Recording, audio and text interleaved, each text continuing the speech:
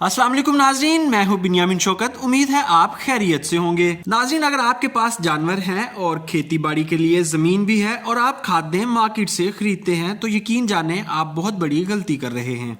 10 जानवर 1 एकड़ की साल भर की खाद पूरी कर सकते हैं। कैसे कर सकते हैं, ये सब कुछ अमली तौर पर दिखाने के लिए आज हम मुजफ्फरगढ़ के एक फार्म पर मौजूद हैं, जहां हम आपकी मुलाकात करवाएंगे सैमसन फार्म के मैनेजर अब्दुल हफीज से। जी सर, आप कैसे हैं और हमें इस प्रोजेक्ट के बारे में तफसीलन बताइए। अस्सलाम वालेकुम। आज मैं आपको बताऊंगा जिस एनिमल मैन्योर को हम वेस्ट समझ के बाहर फेंक देते हैं, किसी यूज़ में नहीं लाते, उसको हम कलेक्ट करके किस तरह उससे हम बेनिफिट्स हासिल कर सकते हैं।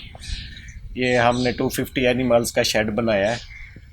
तो यहाँ पे इनका ये ना स्टैंडिंग एरिया होगा जहाँ पे खड़े होके ये फीड लेंगे। जैसे जानवर फीड के लिए आता है तो उसी टाइम वो मैन्योर करता है। तो ये सारा आप देख रहे हैं मैन्योर यहीं पे ज़्यादा इकट्ठा हुआ है। परली साइड पे हम फ्लशिंग सिस्टम लगा रहे हैं जहाँ से ये सारा फ्लश होके नीचे आएगा और ये ड्रेन सिस्टम होगा। यहाँ से ये सारा ड्रेन होके इसके अंदर आ जाएगा। आगे फिर हमने मैन्योर पिट्स बनाई हुई है। ये दूसरी साइड का भी ये देखें, अभी हमारा फ्लशिंग सिस्टम काम नहीं कर रहा तो पूरा का पूरा मैन्योर यहीं पे इकट्ठा हुआ है। जब फ्लशिंग इसकी स्टार्ट हो जाएगी तो ये सारा फ्लश होके नीचे ड्रेन में चला जाएगा। ये इसके ड्रेन सिस्टम है नीचे। ये ड्रेन से होता हुआ ना फिर आगे हमने पिट्स बनाई हुई है, मैन्योर पिट्स। ये इधर आ जाए। ये यहाँ पे 2 पिट्स बनी है। ये हमने डिवाइडर बनाया हुआ है। एक टाइम में एक पिट हम फिल करेंगे। जब एक पिट फिल हो जाएगी तो उसको बंद करके फिर दूसरी साइड पे इसको जाने देंगे। जैसे ही फिल हो जाएगी, नीचे हमने पाइप रखे हुए हैं ओवरफ्लो के लिए। ये इन पाइप से पानी ओवरफ्लो करके दूसरी पिट में चला जाएगा और सॉलिड वेस्ट जो है वो यहाँ पे बैठ जाएगा नीचे। तो जब ये कंप्लीट फुल हो जाएगी, इसको वहाँ डिवाइडर से हम बंद कर देंगे, फिर दूसरी को शुरू कर देंगे। जैसे ही सॉलिड वेस्ट हमारा थोड़ा सा ड्राई होगा तो हमने इसको यहाँ से ट्रालियों के ज़रिए अपने फील्ड में शिफ्ट कर देना है। और जब हम फील्ड में शिफ्ट करेंगे तो ऑलमोस्ट हमारी 60% फर्टिलाइज़र तो उधर ही ख़त्म हो जाएगी। तो हम ऑर्गेनिक भी दे रहे होंगे प्लस फर्टिलाइज़र की सेविंग भी हो रही होगी। तो इसका मैन्योर का बहुत ज़्यादा फ़ायदा है। आप इसको जितना कलेक्ट करके फील्ड में यूज़ कर सकते हैं तो ये आपको उतना फ़ायदा देगा। हफीज़ साहब, ये जो आपने सेपरेटर लगाया हुआ है इसके बारे में ज़रा मज़ीद बताएं हमारे व्यूअर्स को। जी, ये हमने डिवाइडर लगाए हुए हैं क्योंकि एक पिट एक टाइम में हम भरेंगे इसको। ये हमने 2 इसके स्टॉपर लगाए हुए हैं। एक को खोल देंगे, जब एक फिल हो जाएगी उसको बंद करके फिर हम दूसरी को स्टार्ट करेंगे। अच्छा, अगर 100 एनिमल्स हो और कितने दिनों में आपको लगता है ये फिल हो जाएगी 100 जानवरों के साथ?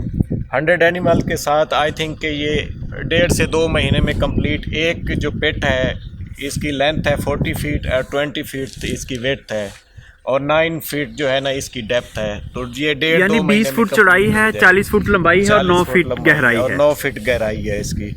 तो ये 1.5 से 2 महीने में 100 एनिमल्स के साथ फिल हो जाएगी। अच्छा, इसको फर्मेंटेशन के लिए कितना टाइम दरकार होता है? 1.5-2 महीने इसको काफ़ी है। जब तक ये फिल होगी तब तक उसकी फर्मेंटेशन ऑलरेडी कंप्लीट हो चुकी होगी। तो हम इसको मैक्सिमम थोड़ा सा 2-3 दिन देंगे ऊपर से ड्राई होने के लिए और दूसरी पिट हम स्टार्ट कर देंगे। तब तक हम इसको पहली पिट को निकाल के फील्ड में शिफ्ट कर देंगे। अच्छा, हमारे फार्मर भाई एक बहुत बड़ी गलती करते हैं कि जिस तरह फ्रेश गोबर होता है या उसको वैसे ही पड़ा रहने देते हैं 10 दिन 20 दिन महीना, तो उसको उठा के फिर उसी हालत में अपने खेतों में मुंतकिल कर देते हैं। तो इससे क्या नुकसान होता है? उसमें इसकी कंप्लीट फर्मेंटेशन नहीं हुई होती। जो फ्रेश होता है उस टाइम वो क्रॉप को ना फ़ायदे की बजाय ज़्यादा नुकसान देता है। तो इसमें पानी इसके अंदर मिक्स होता है तो 1.5 से 2 महीने लगते हैं, ऑलमोस्ट 50 to 60 डेज़। तो इसमें इसकी फर्मेंटेशन भी हो जाती है प्लस उसकी जो एक्स्ट्रा हीट होती है वो भी निकल चुकी होती है उस टाइम और ये 100% बेनिफिशियल होता है उस टाइम। और एक इसमें ये भी तो इशू होता है कि जो सीड है फ्रेश में सीड जाता है और फिर वो वीडीसाइड्स वगैरह और वो चीज़ें भी उगती हैं जो हमें नहीं चाहिए होती, क्योंकि जानवर ने जो घास फूस खाया वो सारा सीड तो उसके पेट में है जो ब्रेक नहीं होता। जी बिल्कुल। आप अगर फ्रेश मैन्योर यूज़ करेंगे ना तो उसमें वो फर्मेंट नहीं होते, जो सीड होते हैं वो डायरेक्ट फील्ड में चले जाते हैं, वहाँ पे जाके उनकी ग्रोथ और उनकी जर्मिनेशन स्टार्ट हो जाती है। तो आपकी क्रॉप के साथ साथ वो सीड्स भी जर्मिनेट कर रहे होते हैं जो आपको नहीं चाहिए होते। तो अगर पिट्स में आप इसको रखेंगे 50 से 60 दिन के अंदर अंदर उनकी फर्मेंटेशन हो चुकी होती है और वो आगे जाके फील्ड में ग्रो। अच्छा ये बताएं, ये बड़ा वंडरफुल आइडिया आपको कहाँ से आइडिया आया और आप क्या एक्सपेक्ट कर रहे हैं कि इससे कितने एकड़्स को आप खाद दे सकते हैं? सारे आइडियाज़ जहन में होते हैं क्योंकि मैंने ऑलरेडी बड़े सेटअप पे डेयरी फार्म पे काम किया हुआ है, तो वहाँ पे हम मैन्योर कलेक्शन करते थे, तो वो आइडिया था। प्लस लोग जो बायोगैस बनाते हैं, इससे बायोगैस बना के भी उसकी फर्मेंटेशन कंप्लीट होती है तो वो यूज़ करते हैं। इसलिए हमने उसी आइडिया से, अगर हम बायोगैस नहीं बना सकते तो कम से कम मैन्योर पिट्स बना लें जहाँ पे हमारी मैन्योर की सारी फर्मेंटेशन का प्रोसेस जो है वो कंप्लीट हो जाए।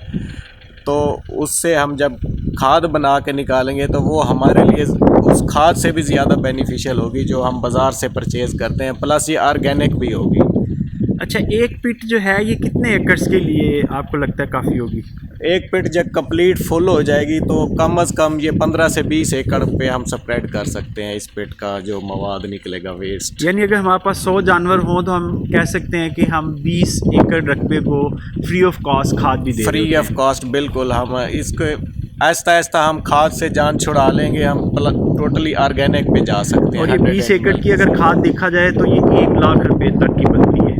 1 लाख रुपए की एक सीज़न की, बिल्कुल आप सही कह रहे हैं। तो यानी हम एक सीज़न में 1 लाख रुपया बचा रहे होंगे। बिल्कुल, हर सीज़न पे आप 1 लाख रुपया बचा रहे होंगे, प्लस आप ऑर्गेनिक क्रॉप्स ले रहे होंगे। चलिए हफीज़ साहब, और कोई जो डेयरी फार्मर उनको मैसेज देना चाहें आप? मेरा मैसेज यही है फार्मर्स को, जानवर तो हर बंदा रखता है, कुर्बानी के लिए पाल लेता है, लेकिन उससे दूसरा जो बेनिफिट आता है मैन्योर की सूरत में, उसको इग्नोर कर देते हैं लोग। मेरा यही मशवरा है कि आप थोड़ा सा एक दफ़ा ख़र्चा करके ना मैन्योर पिट बना लें और वो जो आपका मैन्योर है उसको आप सेव कर लें। तो उसके लिए अगर आपकी अपनी क्रॉप भी नहीं है तो आप उसको सेल आउट कर सकते हैं या किसी फार्मर की हेल्प कर सकते हैं ताकि वो आपकी क्रॉप्स के लिए बेनिफिशियल हो और आपको खाद से जो है ना वो जान छूट जाए आपकी, आप टोटली ऑर्गेनिक पे आ जाएं। प्यारे किसान भाइयों, यूरोपियन किसान की एक बड़ी जबरदस्त मिसाल है। वो कहते हैं कि उनका प्रॉफिट काउ डंग यानी गोबर होता है, दूध तो उनकी बामुश्किल अखराजात ही पूरे करता है। आप ये देखें कि वो इस काउ डंग को कितनी अहमियत देते हैं और उनके यहाँ इसकी अच्छी खासी प्राइस भी है क्योंकि वो इसको बामकसद यूज करते हैं। हमारे यहाँ आप अक्सर देखते होंगे कि ये जाया हो रहा होता है, ऐसा नहीं होना चाहिए। आप भी इसका बामकसद यूज कर सकते हैं। नाज़रीन, ये था आज का प्रोग्राम। उम्मीद करते हैं आपको पसंद आया होगा। अगले प्रोग्राम तक के लिए खुदा हाफिज।